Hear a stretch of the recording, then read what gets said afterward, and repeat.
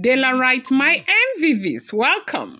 It's been a very, very serious, or should I say thunderous fight going on right now.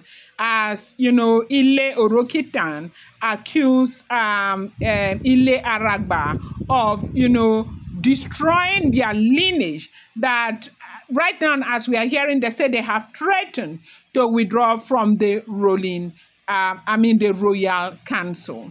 Now, there is a Royal Council, that is Odua Traditional Council. They call them the Royal Council. It's a very, active body, okay, that, in fact, without the Odua Traditional Council, there's nothing happening in Ile Ife. And these Òròkìtán people are, threatening to withdraw from the ruling council. And I don't know why they feel like if they withdraw, the ruling council will not work anymore. But, because I am not there, I don't know how it works. They said the palace was not peaceful that morning from the outer gate of, Ogidigba to the inner royal hall. Voices were already rising. The elders from Ile Òròkìtán had arrived, angry, shouting before they even sat down. Their leader, Chief Folakun, walked in with his walking stick, his face hard and his voice loud. We will not take this insult anymore. We will not allow Ile Àràgbà to destroy our name.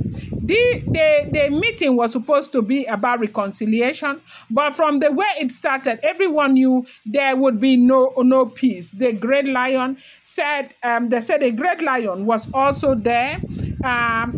In fact, he was just listening to them because everyone had a point. Now, Ile Àràgbà said they have a daughter who is more deserving of the great lion. Ile Òròkìtán said it's their own daughter who is more deserving.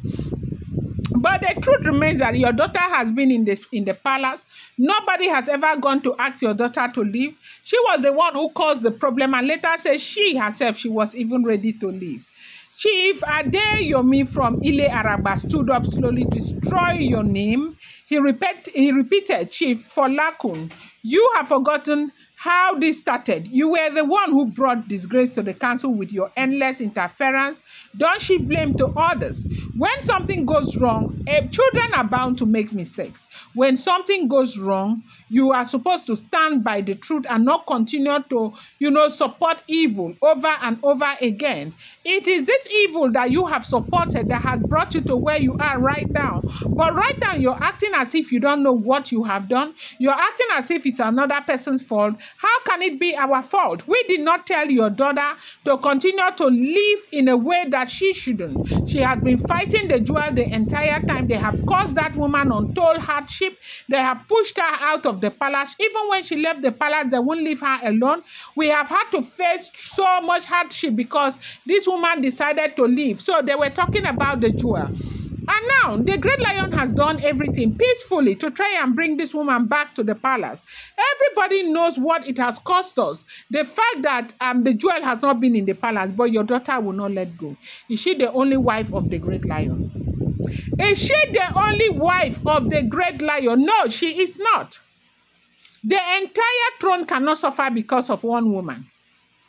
We have a right to introduce our daughter. At this point, it's up to the great lion to say, yes, I want or I don't want. Because we are not forcing the great lion. It's his decision, it's his prerogative to decide whether he wants Adesewa or not. We haven't done anything wrong. If he says he wants Adesewa and he still wants to keep Ebony, fine, that's his decision. But you cannot tell us that introducing our own daughter to the great lion is a problem. Just as the jewel returning back to her matrimonial home is a problem. Blame yourself for everything. They said the tension got heavier. Some of the younger chiefs from Ile Òròkìtán began murmuring, supporting their leader. It's true. One said, since Adesewa entered, everything has changed. They feel like from Monday, when this drama of Adesewa happened, the great lion has changed completely, and that is the reason why the great lion does not even want to set his eyes on Ebony. They said since Monday, it was when the governor went to visit the great lion, that the great lion spoke to Ebony. That from that day, the great lion has not even spoken to Ebony. He's not interested in anything that has to do with Ebony. And the reason why the great lion continues to behave like like this is because he's got option from Ogidigba. It is not a small thing that is going on. No, they fight is heavy. I'm going to bring you more update. Do not forget that these are all alleged, rumored, unverified information making the rounds on social media and should not be seen as fact.